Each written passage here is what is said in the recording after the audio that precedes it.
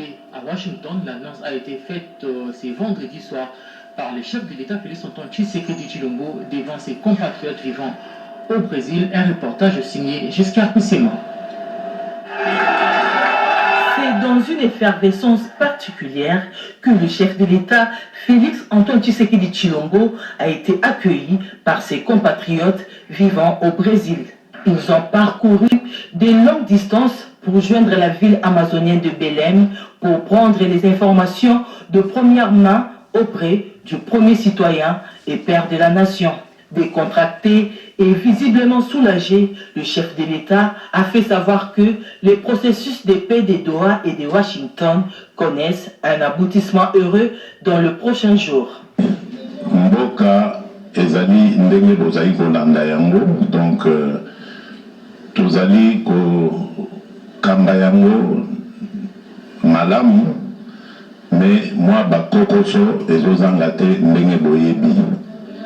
Bokoso ya liboso ezali bitumba oyo bazali kobundisa biso na tina moko te, bitumba ya est oyo bandeko na biso ya est bazali kokufa uta sikoyo 30 ans.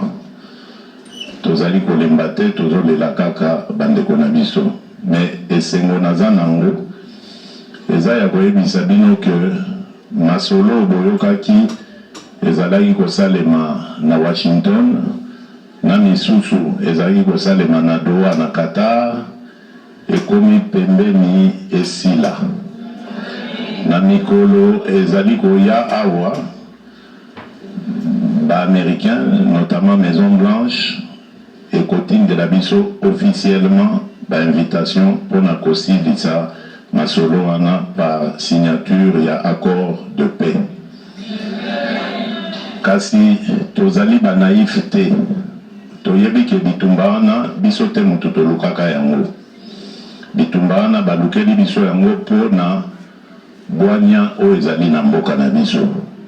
Ezalaki kosunga bapaya ebele, bavoisin ebele oyo bazalaki kobongisa bamboka na bango na likolo na mikongo ya bandeko na biso na ya ekonomi na biso.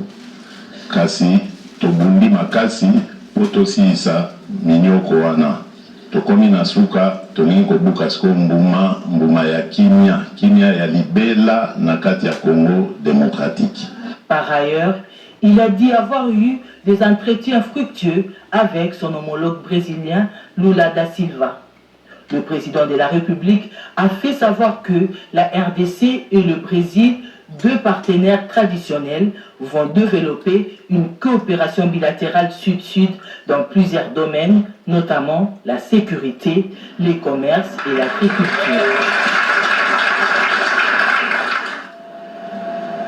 Et de retour à Kinshasa, direction Assemblée nationale pour parler de la clôture des dépôts des candidatures pour le bureau définitif. Les dossiers des candidats sont bel et bien enregistrés et plusieurs députés se sont présentés pour soumettre leur candidature. Parmi eux, la députée de Kinshasa, Christelle Vanga, a déposé sa candidature au poste de rapporteur adjoint. Rendez-vous le mardi 11, le mercredi 13 novembre pour le début de la campagne. Tété Mongoja et Annie Malaka dans ce reportage.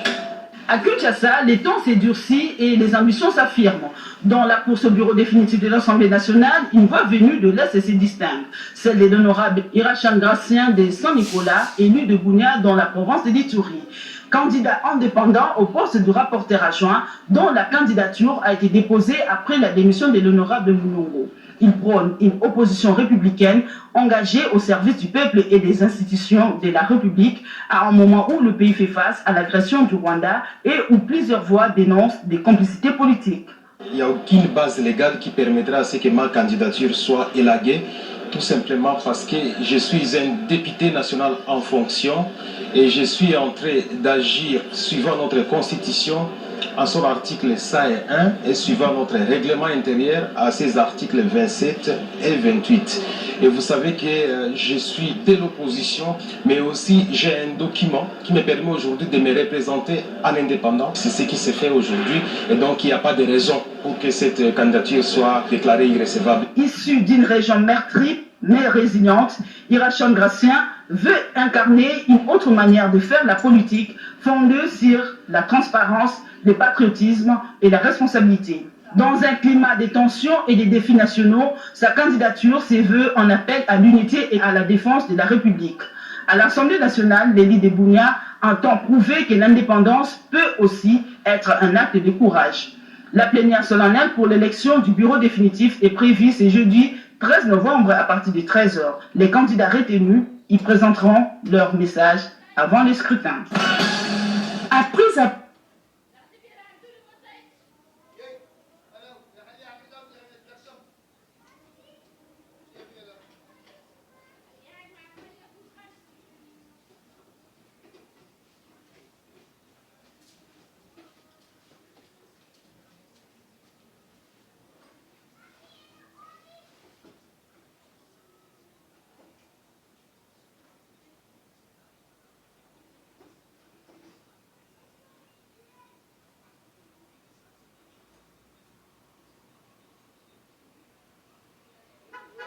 Avoir accompli toutes les formalités administratives auprès du bureau de réception des candidatures et signé le registre d'enregistrement, l'élu de Kinshasa a invité ses collègues députés à lui accorder leur confiance lors du scrutin à venir. Prenant la parole à l'issue du dépôt de son dossier, Christelle Vouanga a déclaré placer sa démarche sous les signes de la cohésion et du rassemblement, loin de toute logique des rivalités politiques.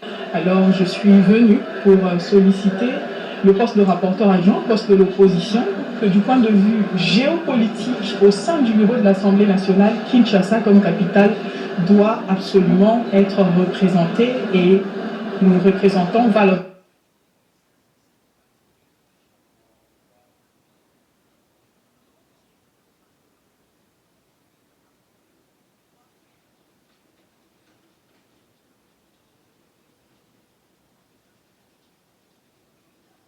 Kinshasa et je réitère encore pour le dire, à ce jour, j'occupe le poste de vice-présidente en Afrique des femmes parlementaires de l'opposition et donc c'est un honneur pour nous d'occuper ce poste qui est destiné à l'opposition. Dans le même registre, le député Jetro Muyombi, l'élu de Lubumbashi, est revenu sur le soutien apporté au candidat de l'Union sacrée Aimé Boger qu'il qualifie de choix de l'unité et de la stabilité institutionnelle. Le règlement dit que ce poste revient à la majorité présidentielle, à l'Union sacrée. Ça a été un plaisir d'accompagner notre candidat et l'honorable Aimé Boger à ce poste très choix de notre chambre. Les dépôts des candidatures pour les postes du bureau définitif de l'Assemblée nationale a pris fin ce vendredi, conformément au calendrier électoral établi par la commission d'organisation interne. En mission à Kisangani, le vice-premier ministre au ministre de la Défense, Guy Mandiavita, a clôturé sa tournée par une descente au centre d'instruction de Lokossa et au camp Baouma. Objectif, galvaniser les troupes, inspecter les chantiers militaires et rappeler l'engagement du gouvernement à renforcer les forces armées de la République démocratique du Congo. Sandra Nyangui et Geresto Fondu dans ce reportage. À Kisangani, le temps est donné. Discipline, patriotisme et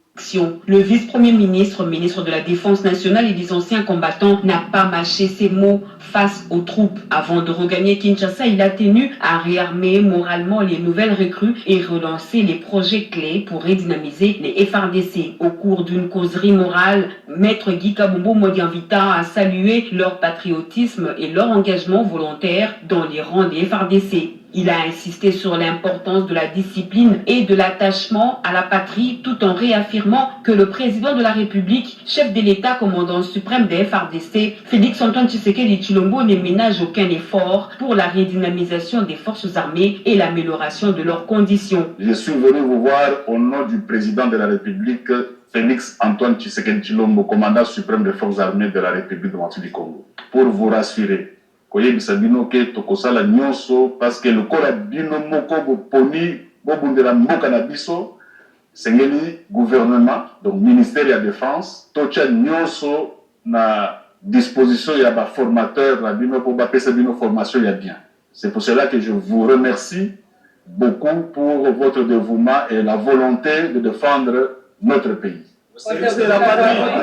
Dans une approche de proximité, le vice-premier ministre, ministre de la Défense nationale, accompagné du chef d'état-major général adjoint, le lieutenant-général Chaligonza Nduru Jacques, a également visité le centre d'entraînement de Baouma, où il a tenu un échange similaire. Il a inspecté plusieurs infrastructures militaires en cours de rénovation et procédé au lancement officiel de la cabine électrique desservant les sites de Lokossa et de Baouma à la grande satisfaction des bénéficiaires. Enfin, fidèle à son esprit d'écoute, Maître Guy Kabombo Modianvita a rencontré les épouses et veuves des militaires. Dans un échange interactif, il a promis de continuer à plaider leur cause et leur a remis une enveloppe pour subvenir.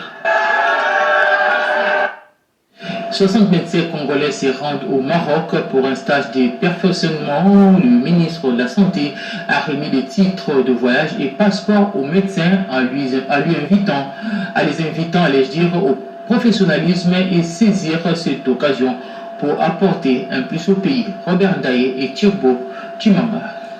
Le président de la République, Félix-Antoine Tshisekedi Tshilombo, dans le cadre de la couverture santé universelle, place la formation des professionnels de santé au cœur de ses priorités. Cette initiative, pilotée par le ministre de la Santé publique, Dr Samuel Roger Kamba, vise à renforcer le système de santé en offrant aux médecins l'opportunité d'acquérir de nouvelles compétences et de se spécialiser dans divers domaines médicaux. C'est dans ce cadre que le ministre de la Santé publique, Dr Samuel Roger Kamba, a supervisé personnellement la remise des documents, titres de voyage et passeports aux médecins et personnels de santé qui se rendent au Maroc ce samedi 8 novembre 2025 pour une formation. Le ministre de la Santé publique a encouragé les médecins à tirer les meilleures parties de cette opportunité, leur rappelant l'impact positif qu'ils auront à leur retour sur le système de santé en République démocratique du Congo.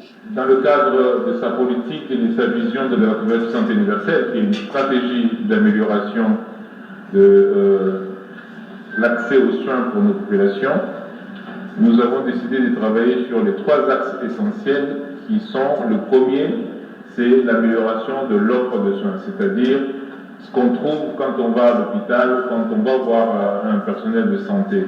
Et deuxièmement, est-ce qu'on trouve du personnel qualifié? Les médecins et le personnel de santé sélectionnés ont exprimé leur gratitude au président de la République, premier médecin de la RDC, au gouvernement pour cette grâce qu'ils ont aujourd'hui. Grâce à l'engagement du gouvernement de la République et au soutien du chef de l'État, ces personnels de santé auront l'occasion de se perfectionner, contribuant ainsi à la réalisation de la couverture santé universelle souhaitée par le premier citoyen congolais, Félix-Antoine Tshisekedi Tshilombo. Et parlons de cette rencontre du ministre des hydrocarbures de pays africains à l'occasion de la 48e session du Conseil des ministres des hydrocarbures à Brazza, au terme de laquelle la ministre Akasia Batoubolé a été désignée vice-présidente de l'Organisation de pays producteurs de pétrole africain. Eric Kabamba. L'RDC a marqué un point majeur sur la scène énergétique africaine. La ministre d'État, ministre des hydrocarbures, Akasia Batoubolé, a été désignée vice-présidente de l'Organisation des pays producteurs des pétroles africains. Cette désignation a eu lieu lors de la 48e session du Conseil de ministres de la peau, tenue en marge de réunions statutaires de fin d'année qui se sont déroulées du 31 octobre au 4 novembre 2025 à Brazzaville.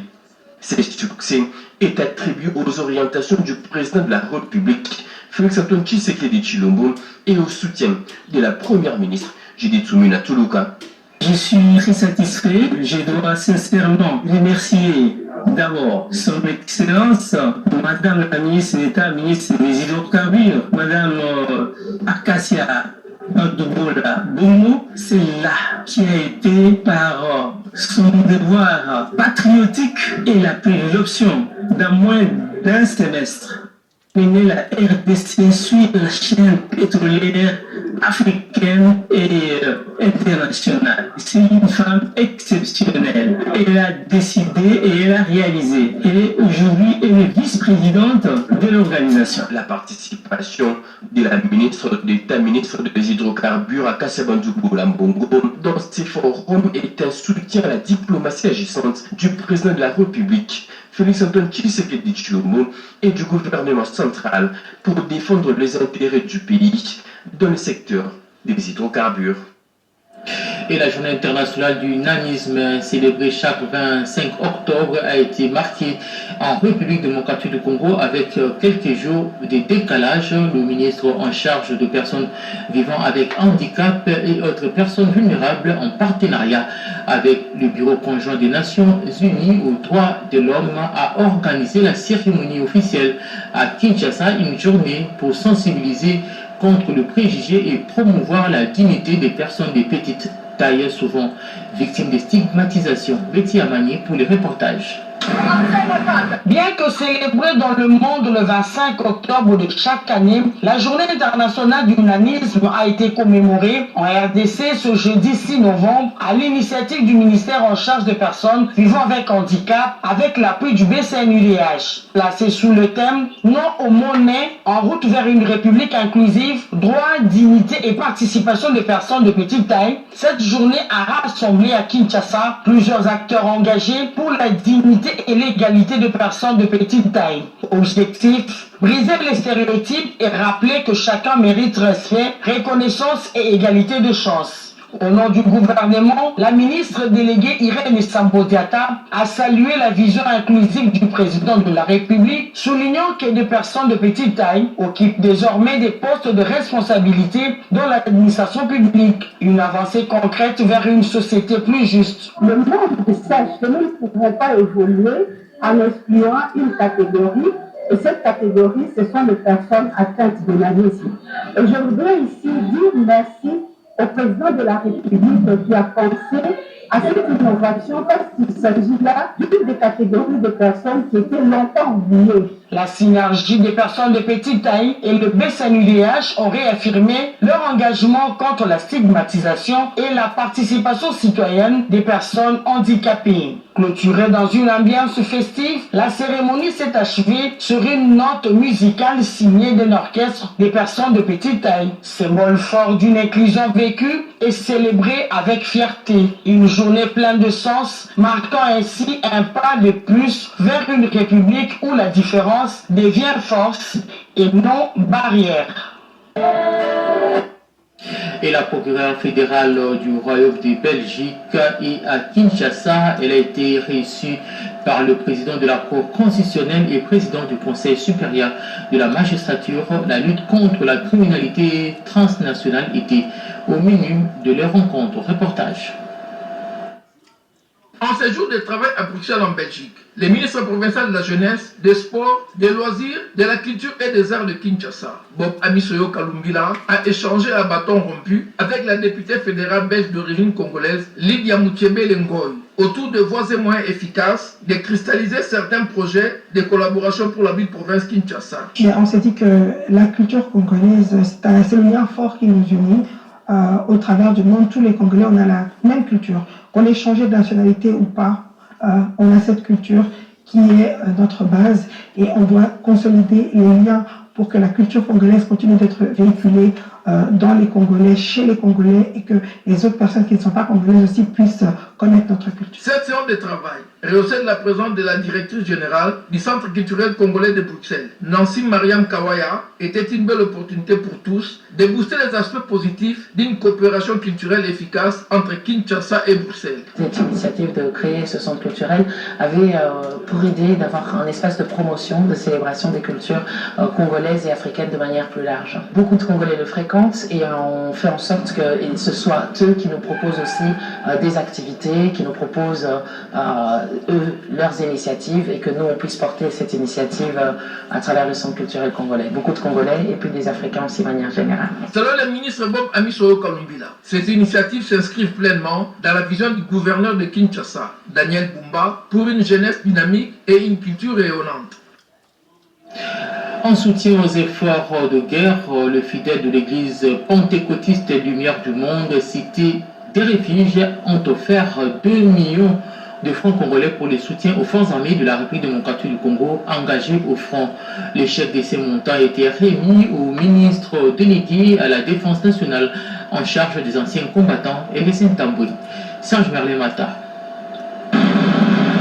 C'est au bureau du premier vice-président de l'Assemblée nationale que s'est déroulée cette brève cérémonie symbolique mais significative qui souligne l'importance de l'unité nationale face à l'agression extérieure. Ces soutiens financiers de 200 millions de francs congolais restent pour les fidèles de l'église pentecôtiste Lumière du Monde, cité des refuges, qui dirige le prophète mulindroit Jules, une façon de soutenir les forces armées de la République démocratique du Congo dans leur lutte contre l'agression du Rwanda et ses supplétifs de l'AFC M23, a dit le professeur Jean-Claude Chilumbaï, premier vice-président de l'Assemblée nationale. C'était lors de la remise de ces chèques au ministre délégué à la Défense nationale en charge des anciens combattants. Très touché par cet acte de solidarité, les Etongoué a salué ces gestes patriotiques des enfants de Dieu avant de remercier la représentation nationale. L'essence patriotique qui a animé cet homme de Dieu et des fidèles de l'Église n'a fait que marquer notre attention. Nous lui sommes très reconnaissants. J'étais la fois passée à Oubira, j'ai vu que même un Tchérien est aidé. Merci également à la représentation nationale. Juste après avoir reçu ces dons, Élisée Tamboué s'est dirigé immédiatement vers les cabinets des vice-premiers ministres en charge de la défense nationale pour les lui déposer. Ce sont de tels cabinets qu'il a réceptionnés en présence d'autres membres de son administration. Et puis cette question, quelle est la situation actuelle de la firme Transco eu égard à la problématique des assurances de bus et de conduite de ses chauffeurs, de pistes de solutions à cette problématique matière au cœur de la réunion extraordinaire du comité directeur et du conseil d'administration de cette firme. Pierre Mbouy. Passer au crible de manière rigoureuse l'état des lieux actuel de la firme de transport en commun dans toutes ses dimensions à travers la problématique multisectorielle et multiforme des assurances de bus Transco d'une part et de la conduite des chauffeurs d'autre part. Telle était l'une des résolutions et articulations phares de la réunion extraordinaire du conseil d'administration de cette firme à vocation hautement sociale. Il s'agissait de faire un examen sur la situation générale du Transco et voir dans l'ensemble ce qui peut être fait pour améliorer les choses. Rehausser de la présence des membres du comité de gestion, des administrateurs, des directeurs chefs de département et de la présidente de la délégation syndicale de Transco, cette réunion axée sur les pistes des solutions a permis au directeur général de fixer l'opinion sur le processus de la digitalisation des activités de ces services publics de l'État. Le Conseil a aussi fait des recommandations assez efficaces et il y a eu encore des pistes de solutions envisagées pour pallier à ces déficits-là. Nous avons besoin des équipements en bus nouveaux pour pallier aux problèmes de rentabilité, à une bonne gestion. Nous avons projeté aussi des projets de digitalisation et nous demandons aussi à l'État de nous accompagner par rapport du côté du fisc, toutes ces charges telles qu'évoquées. À travers cette réunion extraordinaire de son comité d'administration, la firme Transco s'engage à traduire en acte la vision sociale du chef de l'État, Félix Antoine Tshisekedi Tshilombo, celle d'offrir aux Congolais des meilleurs moyens de mobilité urbaine et interprovinciale pour tous. Il s'est tenu à Kinshasa la 13e édition du congrès de l'Association des anciens et amis de la faculté de médecine de l'Université de Kinshasa pour mettre en lumière un enjeu crucial, celui de rendre le soin de santé accessible à tous. Un commentaire signé Kenta Mangalano. La couverture santé universelle, défis et perspectives, thème abordé à la 13e édition du congrès de l'Association des anciens et amis de la faculté de médecine de l'Université de Kinshasa pour mettre en lumière un enjeu crucial, celui de rendre le soin de santé accessible à tous. Avec le coût de soins de santé excessif pour de milliers de Congolais, le malade de rein figure parmi les plus touchés. Télésphore Ndubaki Lima, président de l'Association congolaise de personnes avec maladie de rein, porte la voix des oubliés du système. Son plaidoyer est clair, il faut une action concertée entre le ministère de la Santé et le Parlement pour l'adoption d'une loi sur la transplantation d'organes et soulager le malade de rein. Si la santé universelle peut couvrir, peut subventionner les hôpitaux, ça va alléger le malade des reins, ça va permettre à ce que même les démunis, les indigents peuvent aussi suivre les soins médicaux, parce que les soins médicaux c'est un droit, c'est pas un privilège. Un message qui touche à un cri du cœur qui rappelle l'urgence d'une réponse nationale face à de maladies chroniques. Le gouvernement congolais s'est vu à l'écoute de préoccupations. Dr Kabila, coordonnateur de la couverture santé universelle en RDC, rassure pour une analyse de recommandations sans complaisance.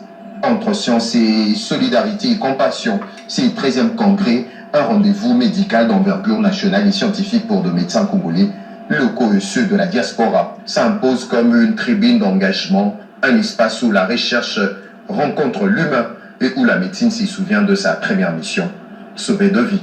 Du côté de malades de reins, on attend désormais des solutions concrètes pour leur prise en charge.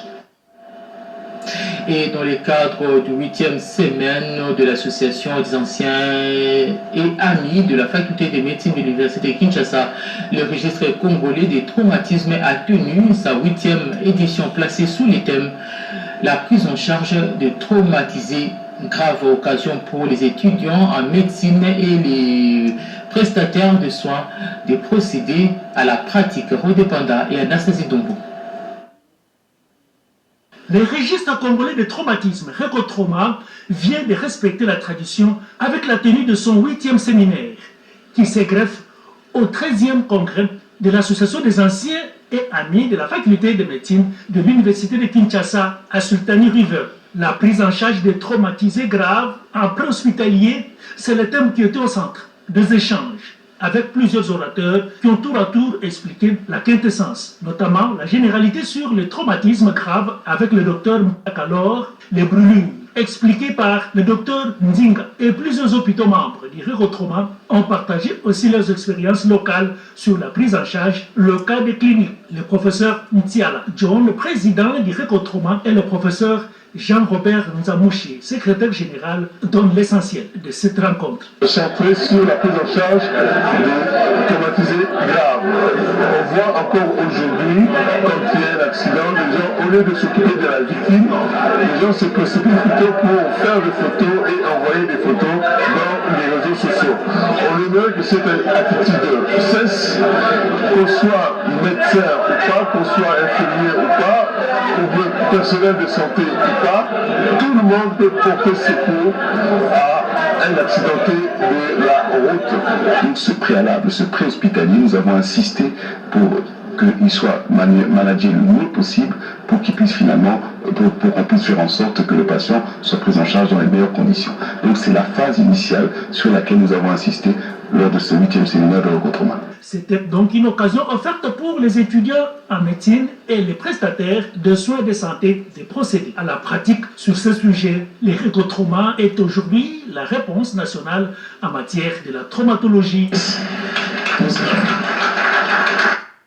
Célébration 130e anniversaire de journée radiologique de la République démocratique du Congo placée sous les thèmes internationaux, l'excellence en imagerie médicale. Pour la circonstance, 2 jours sont consacrés à un colloque d'échange sur l'intelligence collective. Reportage redépendant. Ouverture ce vendredi à Kinshasa des journées radiologiques de la RDC. Les participants à ces assises, 2 jours, vont échanger sur l'intelligence collective, technologie et équité dans le soin en imagerie médicale à l'ère de la couverture santé universelle. Ces colloques des spécialistes en radiologie et imagerie médicale de la RDC avec la participation de ceux du Congo-Brazzaville s'inscrit dans le cadre de la journée du 8 novembre dédiée à la radiologie, thème international de cette année, et l'excellence en imagerie médicale. La présidente du Conseil national des professionnels d'imagerie médicale, la chef des travaux, Marie-Josée Mwaka Diela, de l'ISTEM Kinshasa, a mis un accent sur l'imagerie médicale et la couverture santé universelle. Enjeux et opportunités pour la RDC. Une couverture santé universelle sans imagerie médicale est incomplète. L'imagerie médicale est devenue le pilier de la médecine. La médecine ne sait plus se passer de l'imagerie médicale. Il faut nécessairement, pour une couverture santé universelle, adopter des stratégies pour subventionner certains actes d'imagerie médicale afin que toutes les populations démunies ou riches aient accès équitable aux soins de santé. Toutes les interventions de ces premiers jours ont convergé en un seul sens, à savoir l'incontournabilité de l'imagerie médicale comme pilier dans le système de soins de santé. Cela du fait que l'imagerie médicale est devenue un outil de prévention et de diagnostic. À la veille du lancement officiel de la formation des 2500 nouveaux magistrats, promotion 2025, le bureau du Conseil supérieur de la magistrature s'est tenu à Kinshasa. D'autres détails dans son reportage. Une nouvelle génération de magistrats s'apprête à franchir le pas, prête à servir la justice, à incarner le renouveau tant attendu de la magistrature congolaise. À la veille du lancement officiel de la formation initiale de 2500 nouveaux magistrats, le bureau du Conseil supérieur de la magistrature s'est réuni ce vendredi à Kinshasa. Une séance présidée par le président de la Cour constitutionnelle, président du Conseil supérieur de la magistrature, Dieudonné Kamoleta Badibanga. Au menu, le dernier réglage autour de la grande cérémonie prévue ce samedi 8 novembre dans la salle du Congrès du Palais du Peuple. Les discussions ont permis de passer en revue tout le contour organisationnel et protocolaire de cet événement majeur dans la vie du pouvoir judiciaire congolais. Mais au-delà de la logistique, le bureau du Conseil supérieur de la magistrature s'est également penché sur des questions de fond, notamment le traitement de dossiers administratifs. Ils étaient nommés, oui, mais il faut maintenant former pour qu'ils changent la manière de vivre, qu'ils vivent comme des magistrats. Et demain, le président de la Cour constitutionnelle, le président du Conseil supérieur de la magistrature va faire des annonces vraiment qui vont soulager et les nouveaux collègues magistrats et l'ensemble du corps. Du côté du secrétariat permanent du Conseil supérieur de la magistrature, la mobilisation est totale. Dans le bureau du service de documentation, le magistrat 2025, futurs auditeurs de justice ont reçu leur macaron d'accès. Une session organisée sous la coordination du chargé de logistique et du directeur administratif du Conseil supérieur de la magistrature pour assurer une gestion fluide de participants le jour de la cérémonie. Tout est donc fin prêt pour ces rendez-vous qui consacrera le lancement officiel de la formation initiale de 2500 nouveaux magistrats. Une étape décisive dans la mise en œuvre de la réforme judiciaire voulue par le chef de l'État Félix Antoine Tshisekedi Tshilombo et portée par le Conseil supérieur de la magistrature.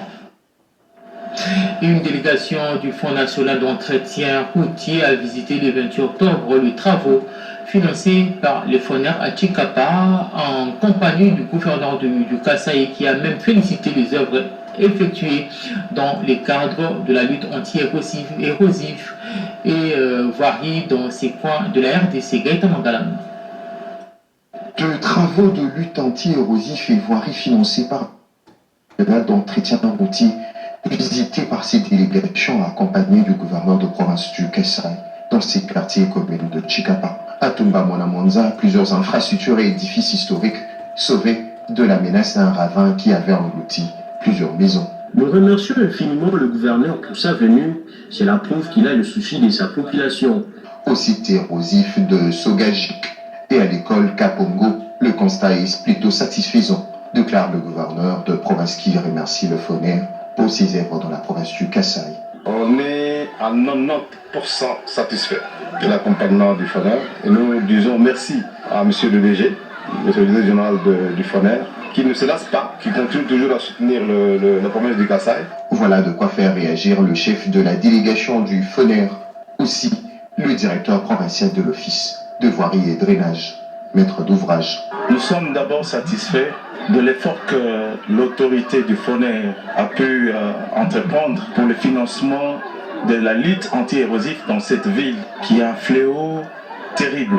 Une joie immense d'avoir reçu la délégation du FONER qui est venue chez nous, visiter les travaux que l'OVD est en train d'exécuter.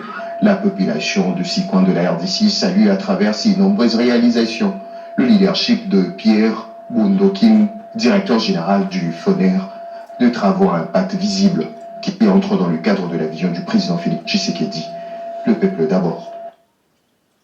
Vers un partenariat stratégique entre la République démocratique du Congo et l'Angola pour la mobilisation des villes congolaises et améliorer le cadre de vie de la population. La ministre déléguée en charge à l'urbanisme et à l'habitat, Chantal Angèle Yogobakasa, a reçu une délégation de la firme angolaise Cadrigo. L'idée est de matérialiser la vision du chef de l'État, Félix Antoine Tshisekedi Tshilombo, relative à rendre les villes congolaises plus propres. Reportage.